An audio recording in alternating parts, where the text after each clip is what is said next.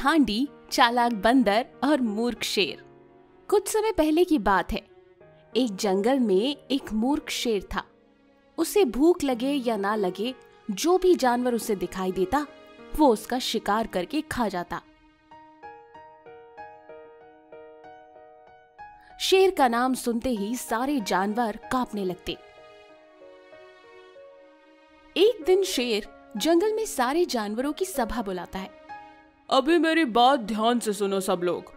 आज से मैं शिकार नहीं करूंगा। आपने बहुत अच्छा निर्णय लिया महाराज, सुनकर बहुत खुशी हुई। इतना खुश मत हो। मैं शिकार नहीं करूंगा, लेकिन हर दिन आप में से एक जानवर मेरा आहार बनेगा, नहीं तो सबको एक साथ मार दूंगा, समझे? हाय रे, आपने तो एक ही क्षण में मेरी सारी खुशियां गायब कर दी महाराज। आधी बात सुनने पर ऐसा ही होता है। चुप करो। कल से मेरे पास कौन आएगा खुद तय करना। इसमें कोई भूल नहीं होनी चाहिए। अब तुम सब जा सकते हो। ठीक है महाराज। शेर की बातें सुनकर सारे जानवर डर के मारे वहां से चले जाते हैं।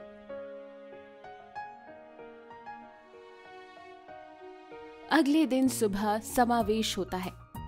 हाय रे, अब क्या करें? आज से हमें शेर का आहार बनने के लिए जाना है। तो आज कौन जाएगा? पहले दिन मैं आहार बनूंगा। दोस्त, किसी और को क्यों जोखिम में डालना? नहीं नहीं हिरन भाई, आज मैं जाऊंगा। मैं चाहता हूँ कि आप सब सुरक्षित और खुश रहें। सच में देखा जाए तो सबके प्राण संकट में ही है। कोई भी खुश नहीं है, सब दुखी हैं। किसी न किसी दिन हम सबको शेर की बलि चढ़ना ही होगा। इसलिए पहले दिन तो मैं ही जाऊंगा हाथी भाई। तुमने सच कहा दोस्त। आज तुम, कल मैं, इस तरह सबको शेर का आहार बनना है। अच्छा, तो मैं चलता हूँ। हिरन के जाते ही शेर उसे मारकर खा जाता है। वाह, बहुत मजा आया। बिना मेहनत किए जानवर ही गुफा के पास आ रहे हैं। इसे आराम से खाकर जीवन बिताऊंगा। अगले दिन सुबह सारे जानवर इकट्ठा होते हैं। हाथी कहता है, आज मैं जाऊंगा दोस्तों, आप सब खुश रहना। नहीं दोस्त, अगर इसी तरह चलता रहा तो शेर हम सबको खा जाएगा। किसी न किसी तरह इसे सबक सिखाना ही होगा। इसलिए मेरे पास एक उपाय है। इसके लिए मुझे खरगोश की मदद चाहिए। मुझे क्या करना होगा दोस्त? मैं जैसा कहता जाऊं वैसा ही करना। फिर खरगोश के कान में उपाय बताने के बाद खरगोश वहां से चला जाता है। उस दिन कोई भी जानवर शेर के पास नहीं जाता। शेर बहुत गुस्से में जानवरों के पास आता है। आज कोई मेरे पास क्यों नहीं आया? तभी बंदर बोला, महाराज, आपके पास खरगोश को निकले हुए बहुत देर हो गई। शायद वो रास्ते में ही होगा।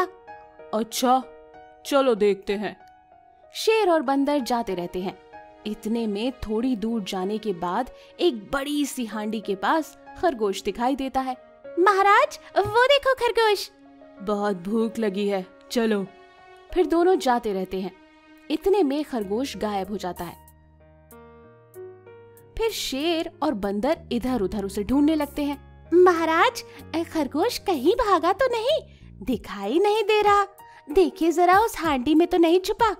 तुरंत जाकर उसे खा लीजिएगा। इसकी इतनी हिम्मत कि मुझे बेवकूफ बना रहा है। आज इसे नहीं छोड़ूंगा। शेर गुस्से में आकर बिना कुछ सोचे समझे पास में रखी हांडी में सर फंसा देता है। बहुत कोशिश करने के बाद भी शेर अपना सिर हांडी से बाहर नहीं निकाल पाता। हाय, मेरा सर फंस गया है। कोई मेरी मदद करो। अरे बंदर, जल्दी से मुझे हांडी से बाहर निकालो। अरे महाराज, मुझे कुछ समझ ही नहीं आ रहा। मैं कैसे निकालूं? जल्दी से पत्थर उठाओ और हांडी को फोड़ दो।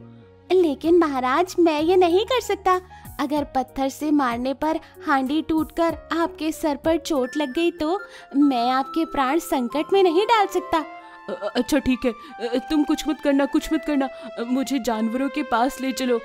उसके पास कोई ना कोई उपाय जरूर होगा। फिर जानवरों के पास शेर और बंदर पहुंचे।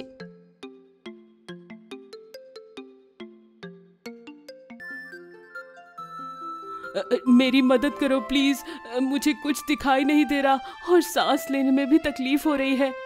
हाय रे महाराज, आपका कष्ट मुझसे देखा नहीं जा रहा, लेकिन हम क्या कर सकते हैं, इस हांडी के संकट से आपको बचाना नामुमकिन है। कुछ ना कुछ तो उपाय सोचकर मुझे बचाओ। महाराज, अब समझ में आया कि प्राण कितने कीमती होते हैं। अपनी मनमर्जी शिकार कर जानवरों को आप खा रहे थे, उनके प्राण भी उनके लिए बहुत कीमती थे। मुझे माफ कर दो, मुझे प्राणों की कीमत समझ आ गई है। आगे से मैं ऐसा किसी जानवर के साथ नहीं करूँगा, भरोसा करो। अब आई ना अकल ठिकाने। हाँ दोस्त, आज से हम सब इस जंगल में राजा की तरह ही रहेंगे। सब राजा हैं। आज से मैं आप में से एक हूँ। आपके कष्टों को दूर करके मैं अपनी गलतियाँ सुधारना चाहता हूँ। ठीक है महाराज। दोस्तों, मेरी मदद करो, मैं अब सांस नहीं ले पा रहा हूँ। मैं जीवन भर तुम्हारा आभारी रहूंगा। सारे जानवरों ने प्यार से मिलजुल कर शेर की मदद की। तो देखा आपने, कोई भी कठिन परिस्थिति हो, हम प्यार और आत्मनिर्भरता से शत्रु के मन को भी जीत सकते हैं। यही कहकर अब मैं इस कहानी से जाना चाहूंगी। ये कहानी अगर आपको पसंद आई हो तो हमारे चैनल को सब्सक्राइब करें और लाइक और कमेंट कर शेयर जरूर करें। चतुर शेर, बाघ और भूखा लकड़बग्घा। एक बार की बात है, जंगल में गर्मी की वजह से सूखा पड़ जाता है। तालाब का पानी भी सूख जाता है। इस कारण बहुत सारे जानवर वो जंगल छोड़कर दूसरे जंगल जाने लगते हैं।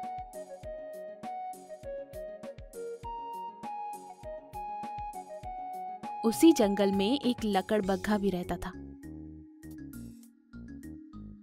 उसे भी भूख और प्यास लग गई थी। इस साल तो गर्मी कुछ ज्यादा ही पड़ गई। ऐसा सूखा तो मैंने आज तक नहीं देखा। खाने के लाले पड़े हुए हैं। भूख और प्यास के मारे तो जान ही निकल रही है। लगता है मुझे भी ये जंगल छोड़कर अब जाना ही पड़ेगा। लकड़बग्घा ऐसा सोचकर दूसरे जंगल की ओर जाने लगता है। तभी उसे रास्ते में एक छोटा मांस का टुकड़ा दिखाई देता है।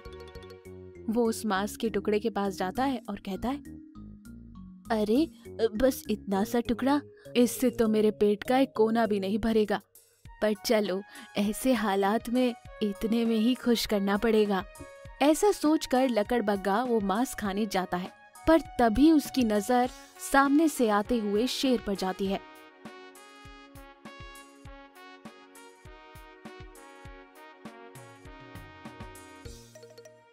तब उसके मन में शेर को फंसाने का आइडिया आता है।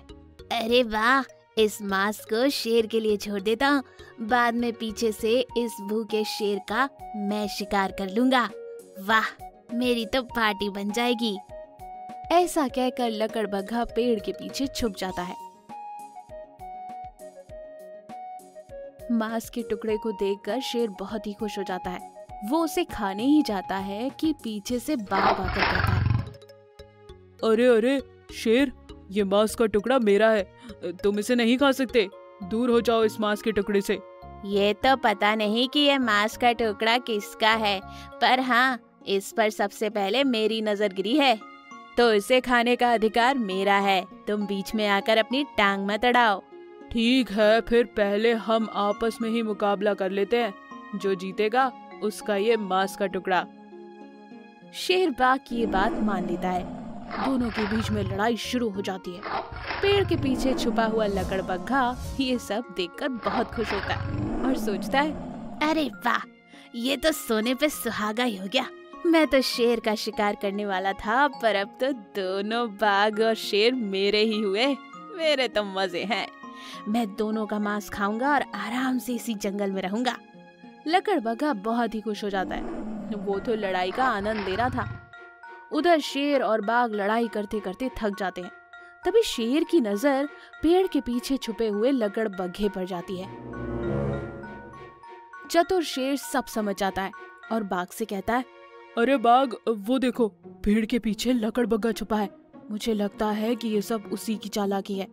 शेर की बातों से बाघ लकड़बग्घे को देखने की कोशिश करता है, पर तब चतुर शेर कहता है, अरे बाघ, उसे ऐसे मत देखो, उसे पता नहीं चलना चाहिए कि हमें उसके बारे में पता चल गया है।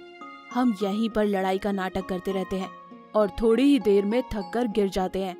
तब ये लकड़बग्घा देखना हमें मारने बाहर जरूर आएगा।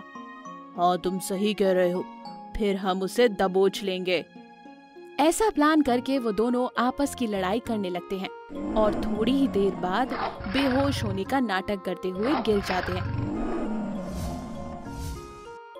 उन्हें ऐसा देखकर लकड़बग्घा उन दोनों के पास आता है और कहता है, मेरे तो मुंह में पानी आ रहा है, शेर और बाघ का मांस खाने को मिलेगा, वाह वाह। लकड़बग्घा ऐसा कहता है कि तभी चतुर शेर और बाघ एकदम से खड़े हो जाते हैं और लकड़बग्घे पर हमला करते हैं। उसे अपने पैरों तले दबोच लेते हैं।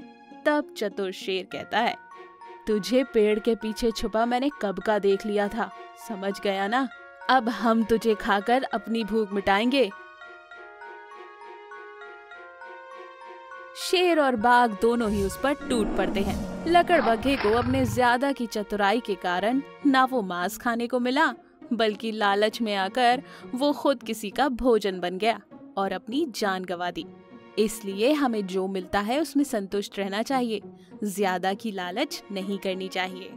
ये कहानी आपको अच्छी लगी तो लाइक और शेयर जरूर करें और कमेंट करके हमें जरूर बताएं। और हाँ, हमारे चैनल को सब्सक्राइब करना मत भूलिएगा।